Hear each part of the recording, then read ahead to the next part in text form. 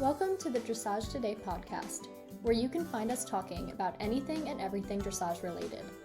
Our conversations span the world of dressage, from leading riders to local level dressage heroes.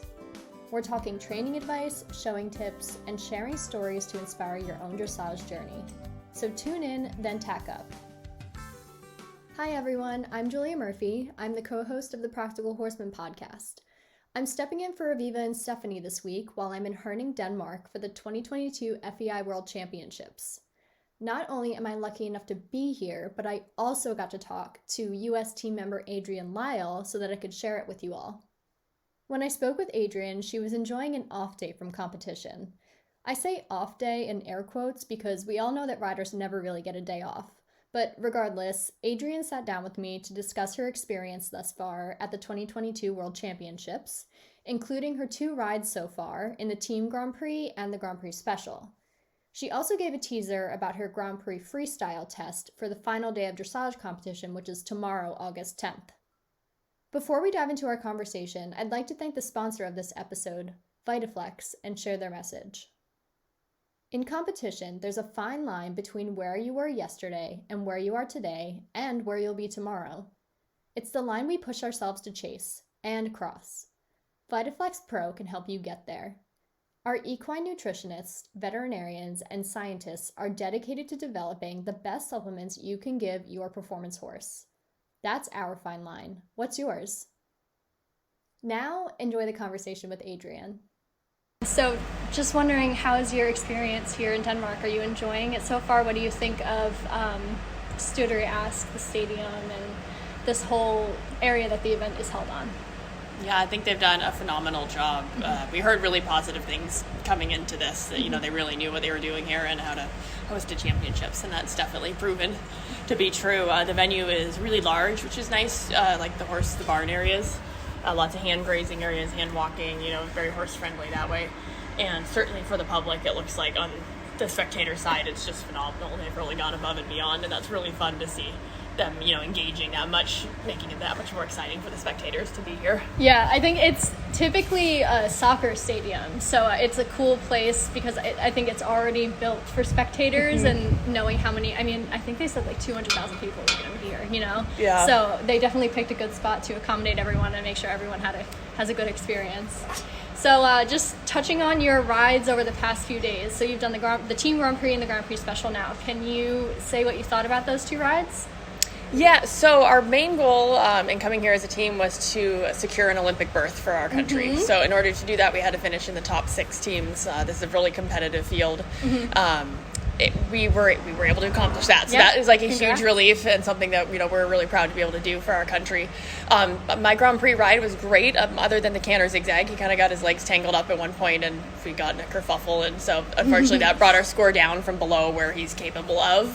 But the quality of the rest of it was quite nice, and like I said, it was good enough to qualify me through to the individual finals for the special, and good enough to help our team secure their Olympic berth. So we were happy with that. Yeah. And then in the special yesterday, he felt really super, even a little bit more relaxed. The first day he was a little bit wide-eyed at the big stadium and all the crowds. Yesterday he felt even a little bit more relaxed and really showed off some super piaffe passage work that he can do so well. Yeah. And made it into the freestyle final, so I'm thrilled at that. Super exciting. And I saw the grin on your face when you finished your test yesterday. You could tell it must have felt incredible. Yeah, and he's such a cool horse because, so many horses get to the end of the test and they either get nervous on the final center line or they get tired on the final center line.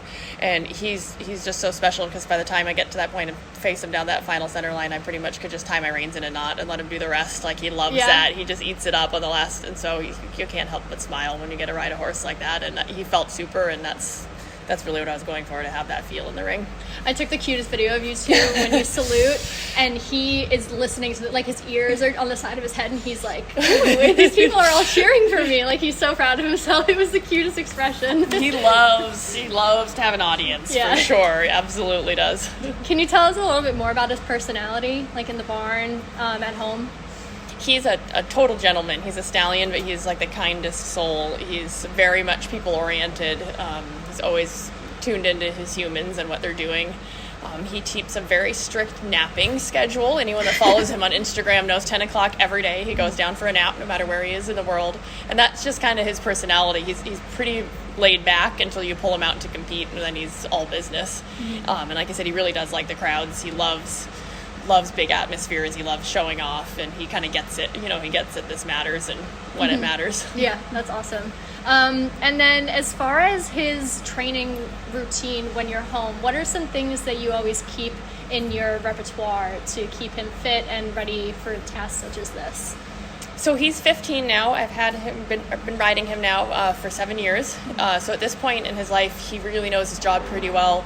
I will school him, training with my coach, Debbie McDonald, usually about 2 days a week. And that's really about all as far as intensive training we do for most of the year. Obviously, leading up to a show or to a championships, that increases a little bit. But really, it's about keeping his body happy and his brain fresh. And he's a really incredible horse in that he's trustworthy. If he's learned something and he knows it, I don't have to keep questioning whether or not he's going to do it for me. He's going to do it for me every time. And so we vary our routine at home. We have a horse gym, Aqua Tread, which he goes on usually 2 to 3 times a week. We hack out. We do a lot of fitness work, things just to keep his body physically in shape, and then just trust the training. And then what about, could you speak to his nutrition routine? What do you feed him? Any type of myofascial therapy or acupuncture, anything like that you use on him? Yeah, I always say if we were to be so lucky as to be reincarnated as one of our horses in our next life. Oh my gosh. Vitaflex I've had a relationship with since before the London Olympics, actually. They were one that approached me there, and so we've been 10 years now working together. They're an incredible company, and they stand behind great products, and I'm always proud to be able to work with them. We have an incredible team of vets at Fairfield Equine that take care of him. An incredible shoer, Tim Cable and Curtis, who's helped us.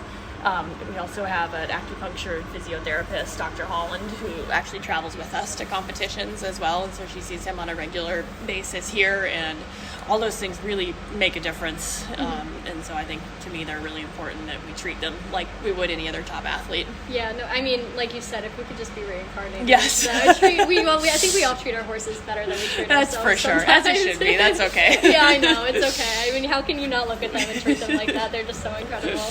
So, looking forward to tomorrow, can you give us any kind of a teaser about your freestyle? Yeah, so this is made by Terry Gallo. She did a beautiful job on this freestyle. I wanted something that was emotional, uplifting, but also elegant. He's a very light-footed, elegant stallion. And so the music that she picked is wonderful. It's got some stuff from Bruce Springsteen in there, who was kind enough to actually give us permission to use his song for it. And it's a little bit American themed as well. And we tweaked it a little bit. We did it in the 2019 World Cup Finals. Since then, I've just tweaked a few things. We've added some things to make the degree of difficulty just a little bit harder. But the same kind of basic idea from that. And it's just really fun to get to perform. He loves freestyle, so I always look forward to riding them on him. Does he perk up when he hears the music? He does, absolutely. The last time we did it in Wellington at the 4-star this spring, he broke the, I think, all-time record for the highest score ever achieved at the Global Dressage Festival, and that was pretty incredible. And so if we could put a similar ride in here tomorrow, I would be thrilled. Yeah. And what do you think you could say your favorite part of your freestyle is? For him, his Piaffe passage is so incredible. So we highlight that a little bit at the beginning, and then the final center line, I think, is pretty cool, the way it shows that off. Yeah. A lot of people do struggle with the Piaffe, but he does it so beautifully, both do it so beautifully. So how did you teach him, and how much time did it take to get him to this spot where he does it so seemingly easily, even though it's not an easy movement?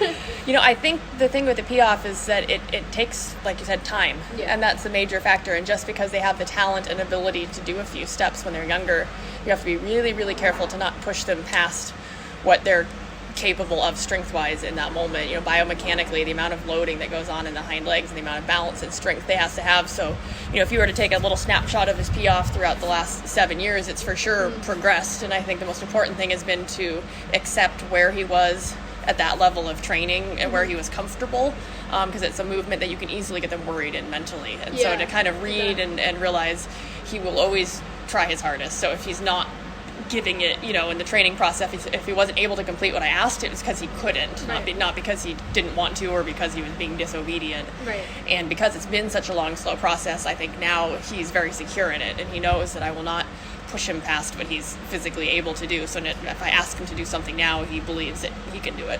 Very trustworthy of you. I mean, obviously he trusts you. Yeah. Is what I'm saying. And now in less than 2 weeks, the Festival of Champions?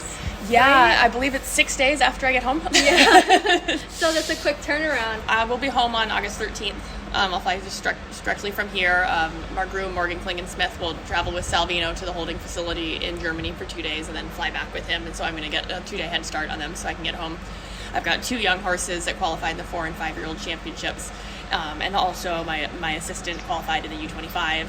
And Katie Durhammer, who's on the team with me here, also has horses going. So we're going to kind of run home and whip it out and change gears and drive those horses to Chicago, and life goes on. I was going to ask if you would get any kind of a break in between, but obviously not. Wow. And what are you looking forward to at the Festival of Champions the most? This is my first time ever doing the young horse classes. I've trained young horses all my life, but I've never actually done the young horse qualifiers, and so this is going to be fun to get to have 2 of them qualified. They're the number 1 4-year-old, the number 1 5-year-old, and so I'm quite proud of them for that, and I'm looking forward to taking them to the championships. What are their names? First Dream is the 4-year-old. He's a stallion who's owned by Betsy Giuliano, who is Salvino's owner. Yep. And then the other one is named Valor, and he's owned by Kylie Laurie, who is Katie Durhammer's owner. Yeah, okay. How long have you been riding both of them? 2 years for Valor and about a little year and a half for the other one. We bought him as a 2-year-old. So you've been really developing them yourself. Yeah. They were both, saddle broke and everything at our place. Oh, incredible! Wow, yeah. Wow. Well, thanks to Adrienne, and not only did she talk about her experience at World Championships, but she also gave some great insight about training the Piaffe and told us about what she's looking forward to at the Festival of Champions, which starts on August 22nd. Thanks for listening to the Dressage Today podcast. I hope you enjoyed the conversation with Adrienne, and it was my pleasure to host this week's episode. If you've missed any episodes or to subscribe, go to Apple Podcast, SoundCloud, Stitcher, or Spotify, or wherever you listen to your podcasts. While you're there, please rate and review the show. Learn more and read in-depth training articles at dressagetoday.com, or you can visit our subscription video site, Dressage Today On Demand, at ondemand.dressagetoday.com. Be sure to give Dressage Today a follow on Facebook, Instagram, and Twitter. Happy riding, and we'll see you at X. The Dressage Today podcast is a production of the Equine Podcast Network, an entity of Equine Network, LLC.